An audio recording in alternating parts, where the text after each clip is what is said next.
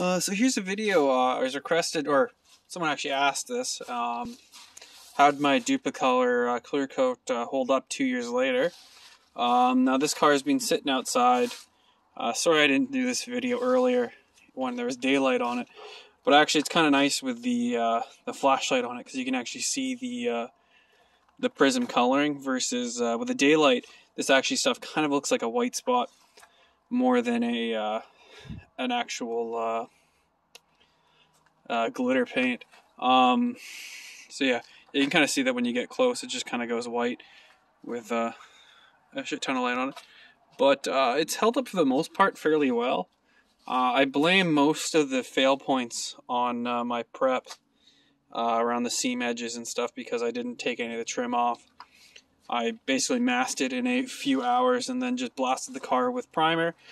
And then while the primer was drying, I went and got paint at my local store that was black, and then had to go to another place. So after I sprayed half a can of the black on after the primer, I had to go get more and more and more. And as I came back, it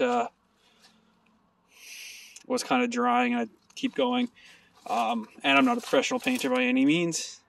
But with the glitter clear coat, it actually kind of masks any sort of really subpar bodywork or massive imperfections, because it is kind of like a textured paint.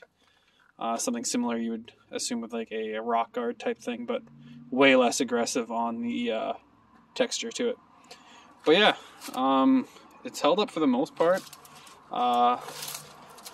Any little damages that you see like here, that's from the hatch not being completely adjusted well, or back sections on the plastic here, that's from getting too close to stuff. But it does seem to hold up very well. We'll give that a little flex and quite a push, and that crack was the fiberglass and not the paint cracking off. But yeah, it's been all right. I'd say it holds up as well as you could hope for with a lacquer-based paint, which also means if you are painting this with a lacquer-based paint, you are pretty much limited to lacquer painting constantly if you have any sort of repairs you need to do in the future, because lacquer and enamel do not mix very well. But yeah, here's some horrendous fucking damage to the car, and as you can see, it dealt all right with some of the flexing. Not great everywhere, but it did. The primer did get ripped off the metal and the paint underneath from the original, so it did seem to actually hold on pretty well.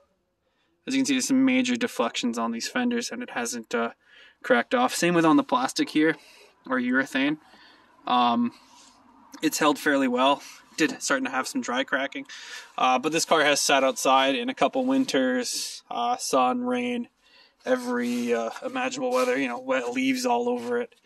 So yeah, if you want any more questions on this, yeah, message down below, and I will try to get back to you. But yeah, that's after 2 years of driving and sitting outside, the amount of how it's held up. So yeah, see you guys later. Bye.